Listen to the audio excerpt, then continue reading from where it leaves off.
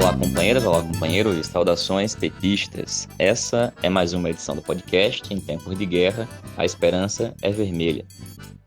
Hoje é segunda-feira, dia 29 de novembro. Eu sou Patrick e toco a conversa junto com vocês.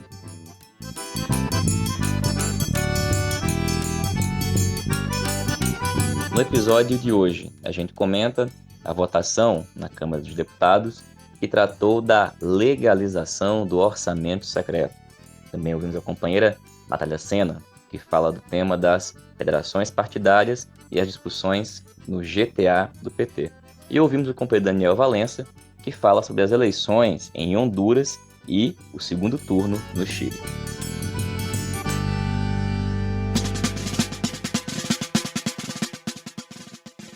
Pessoal, a gente começa a edição de hoje comentando algo que acabou de acontecer. A Câmara dos Deputados votou o PRN 4 de 2021, que trata da legalização do orçamento secreto. Exatamente isso. Depois de todo aquele debate sobre a legalidade ou não, as posições do STF, o debate no próprio Congresso Nacional, hoje a Câmara dos Deputados votou esse projeto que vai legalizar, institucionalizar para valer as chamadas emendas de relator. Houve um grande debate na oposição e dentro do PT sobre como se posicionar, porque acreditem, não tinha unanimidade na posição contrária a esse absurdo que é o orçamento secreto. Essas emendas de relator que têm garantido para Bolsonaro o aluguel do centrão, com a distribuição de recursos secretos, bilionários, para garantir tratoraço e etc. Pois bem, acontece que a direita e o centrão não estavam tão seguros de que tinham os votos para atingir o quórum. Por esse motivo, dentro da bancada do PT, o debate foi para que a bancada obstruísse. A obstrução é quando se registra uma posição para que não se contabilize para o quórum. Afinal de contas, não dando quórum, mesmo que entre aqueles que votaram a maioria dos votos seja favorável, a proposta não é aprovada. Bom, a bancada de deputados e deputada da articulação de esquerda defendeu o voto não, defendeu que o PT tivesse que ser contra essa absurda legalização do orçamento secreto. No entanto, prevaleceu dentro da bancada, na maioria da bancada, a análise de que era melhor obstruir para tentar derrubar a medida, não atingindo o quórum. Acontece que o quórum foi atingido e 268 parlamentares votaram sim e 31 votaram não. E o PT não registrou o voto contrário. Na nossa opinião, era essa a posição que deveria ter sido adotada pelo conjunto do partido e por todos os partidos da oposição. A gente vai voltar a tratar desse assunto na próxima edição do podcast, mas já antecipamos hoje, porque acabou de acontecer, que devemos lutar contra esse absurdo que é o orçamento secreto, com essas emendas de relator que garantem o aluguel do Centrão. E pessoal, nas duas últimas edições do podcast, de sexta e segunda-feira, nós tratamos aqui do tema das federações partidárias. Na última segunda, Natália Sena comentou a reunião que ocorreu da Comissão Executiva Nacional. E na sexta, o companheiro Jonatas Moretti falou mais sobre o assunto, no âmbito da reforma eleitoral. Hoje de manhã teve reunião do GTA, grupo que trabalha acompanhamento, e Natália Sena participou da reunião e faz para a gente um brevíssimo informe sobre o assunto que, mais uma vez, foi também as federações partidárias. Oi, Patrick, boa noite. Boa noite para os nossos ouvintes do podcast Tempos de Guerra, a Esperança é Vermelha. Então, Patrick, hoje teve uma reunião do GTA, o Grupo de Trabalho de Acompanhamento dos Estados, que foi instituído pela direção nacional do PT no início do ano para fazer o acompanhamento da situação dos estados, tanto eleitoral quanto organizativa, política. Enfim, esse grupo se reuniu mais uma vez no dia de hoje. Sobre o tema federação, não foi tirado nenhum encaminhamento de mérito, nem foi feito o debate de mérito, porque não é a função desse grupo, que é operacional, é um grupo operacional das decisões da executiva, não é função desse grupo fazer o encaminhamento de mérito, né? Então, só alguns informes, né? Na quarta-feira, dia 1º de dezembro, às 19 horas, vai ter uma reunião que vai estar presente os membros do GTA, o presidente Lula, a presidenta Gleisi, com os presidentes das direções estaduais do PT. Essa reunião vai ter como tema central essa questão da federação. A ideia é ouvir os presidentes sobre esse assunto da federação. Além disso, está com indicativo de nova reunião da executiva para o dia 10 de dezembro e uma reunião do Diretório Nacional para o dia 17 de dezembro. Essas duas datas são datas indicativas, mas, se confirmadas, com certeza o tema principal aí do debate deve ser a federação.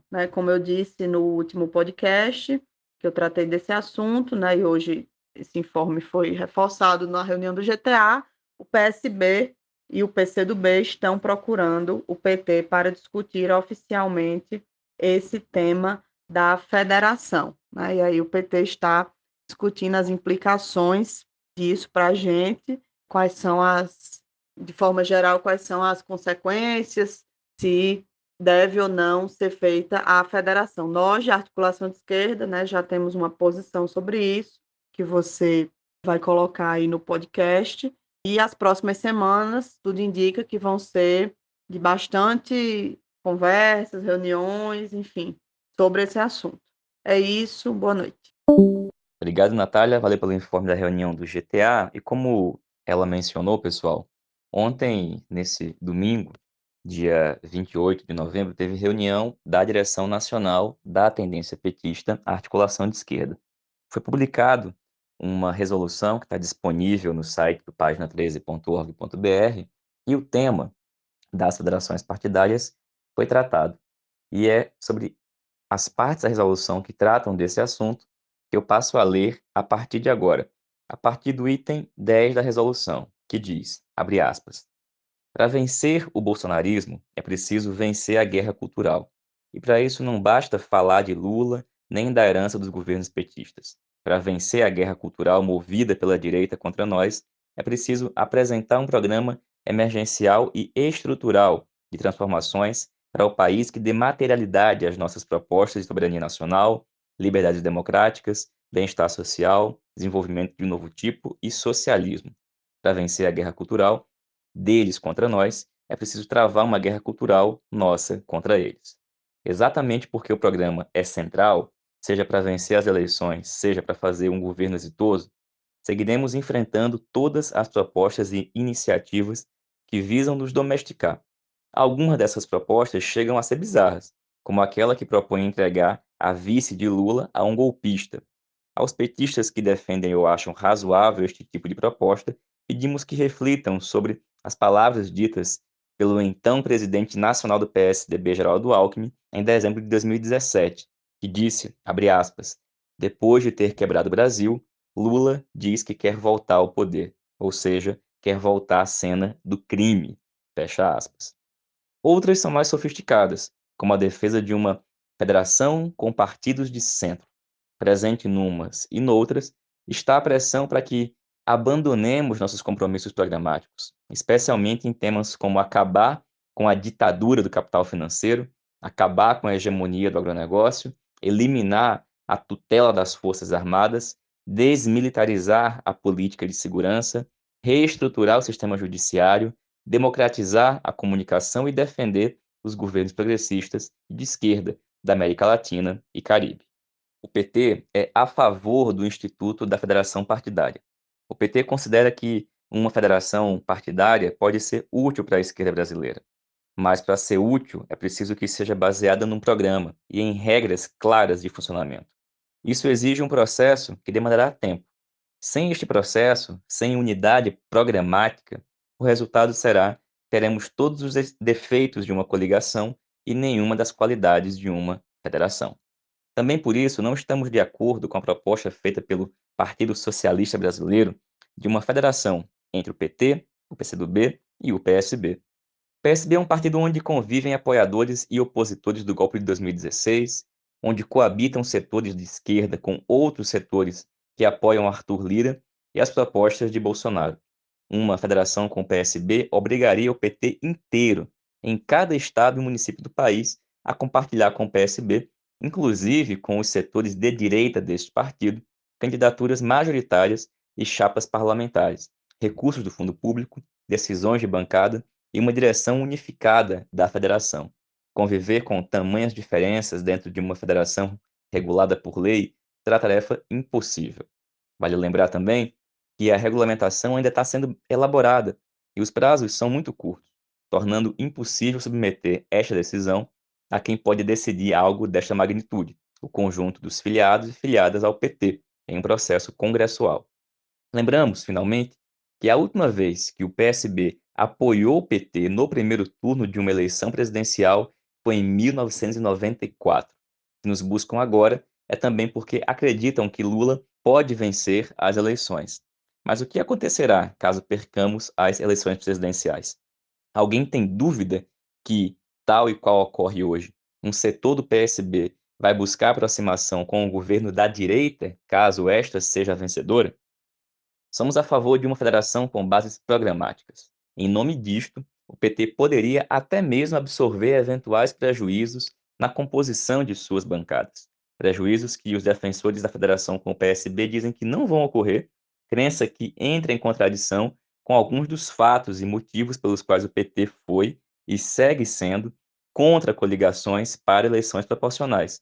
Por tudo isso, somos contrários a uma federação sem bases programáticas, uma federação feita às pressas, sem levar em conta todos os problemas indicados anteriormente, entre os quais a imposição de termos candidaturas majoritárias comuns entre os partidos federados nas eleições de 2022 e 2024 em todo o país. Somos a favor da unidade de esquerda. Defendemos isso porque só um programa de esquerda é capaz de solucionar os grandes problemas nacionais em benefício da maioria do povo. Este é um dos motivos pelos quais erram aqueles que defendem o dogma segundo o qual, para derrotar a direita, a esquerda deve deslocar-se para o centro. Para derrotar a direita, a esquerda pode e deve fazer alianças, mas sem deixar de ser de esquerda. A direita, no caso brasileiro, seja na versão extrema, seja na versão gourmet, é neoliberal.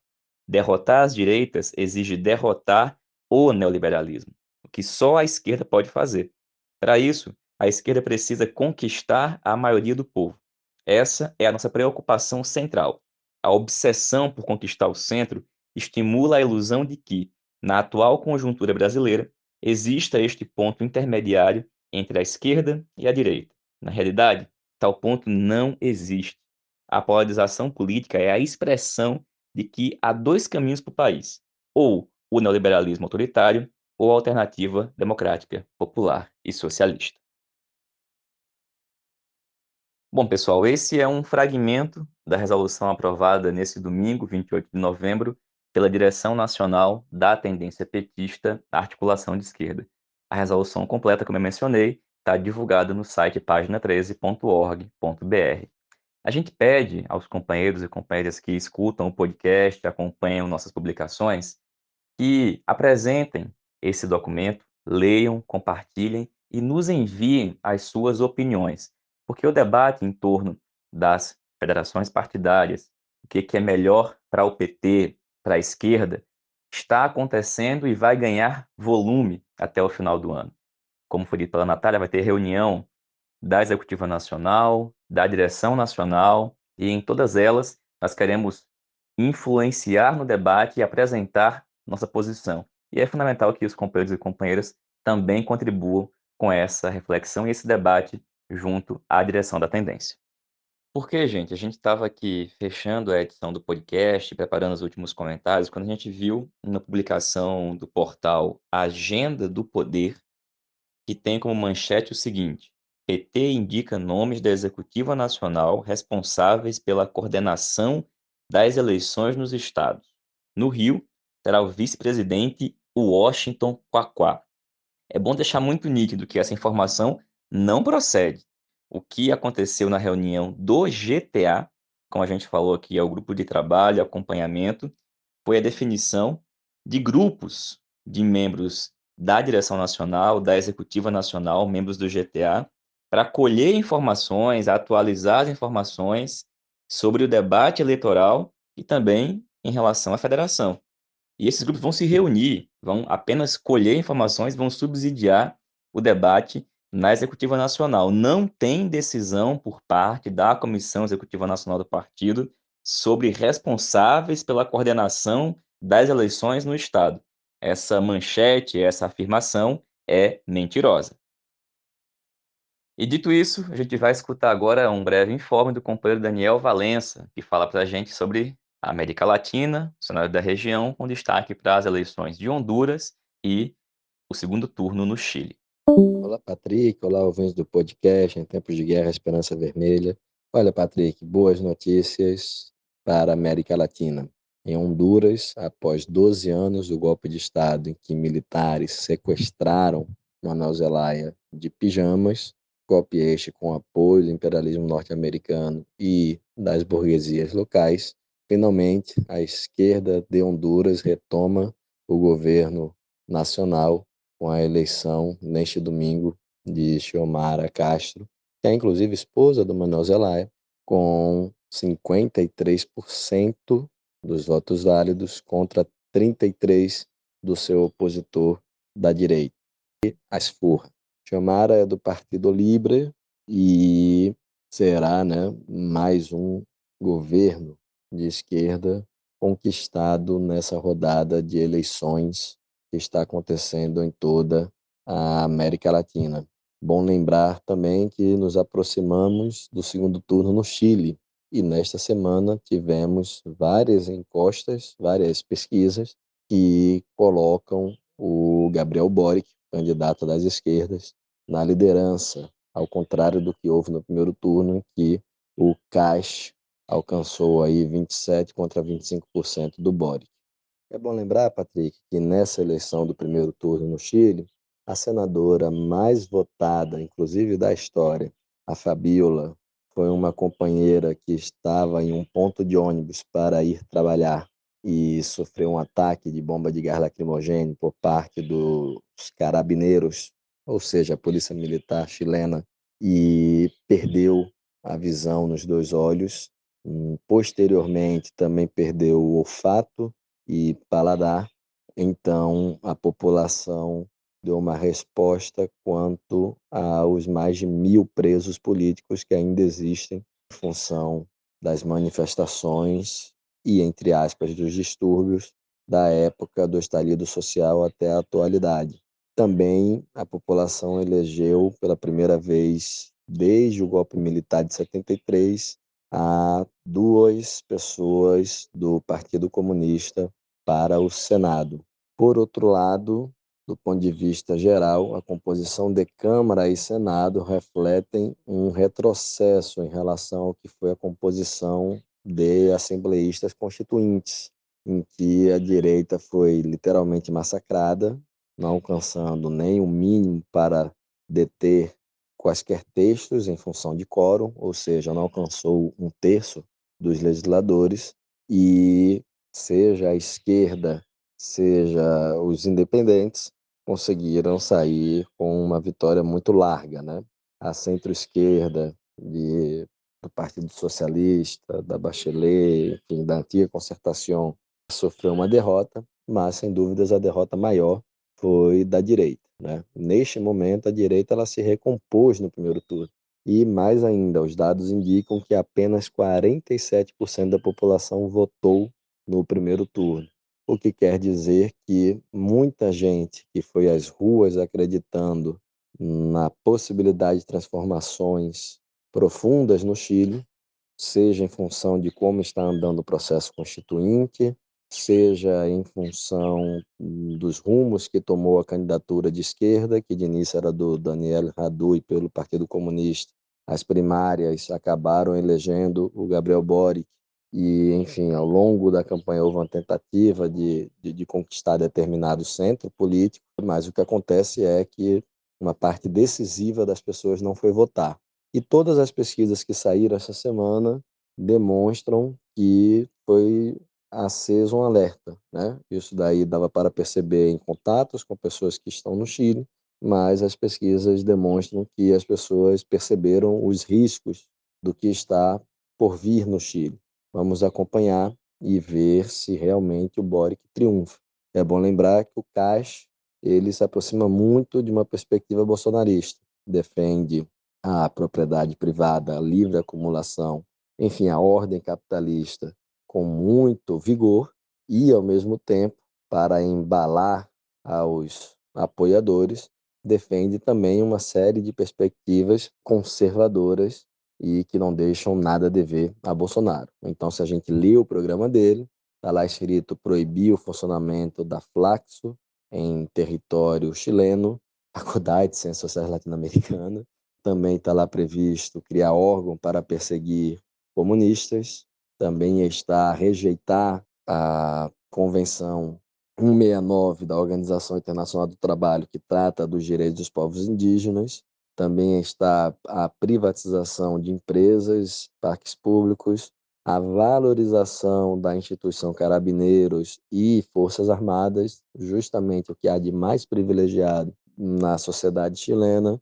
Enfim, uma série de propostas que demarcam muito bem politicamente e, ao mesmo tempo, a candidatura do Boric não contrapõe a tais propostas um projeto profundo de transformação, que ataque o capital financeiro, que ataque grandes indústrias que vêm à falência e que trabalhadores querem continuar a trabalhar, querem manter fábricas ocupadas e não há políticas para isto, que ataque a concentração privada na educação, na saúde, na previdência, enfim, vários temas que atacam a questão do cobre e também dos militares e dos carabineiros. Enfim, há uma série de demandas represadas desde o fim do governo da Unidade Popular de 73 e que, apesar da grande sublevação popular que foi vivenciada, isso não se traduziu em um programa político concreto que pudesse embalar as massas e produzir reformas mais profundas no Chile. Porém, contudo, é fundamental que a candidatura do Boric venha a derrotar do Caixa e terminemos o ano com um ciclo de eleições muito favorável para a alteração da correlação de forças na região, para em 2022 termos Brasil e Colômbia com uma posição importantíssima para essa correlação de forças.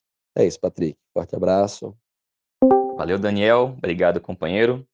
Pessoal, essa foi mais uma edição do podcast Em Tempos de Guerra Esperança Vermelha. Como vocês sabem, uma publicação que é feita totalmente por meio de áudios de WhatsApp, com militantes do PT, espalhados por todo o país.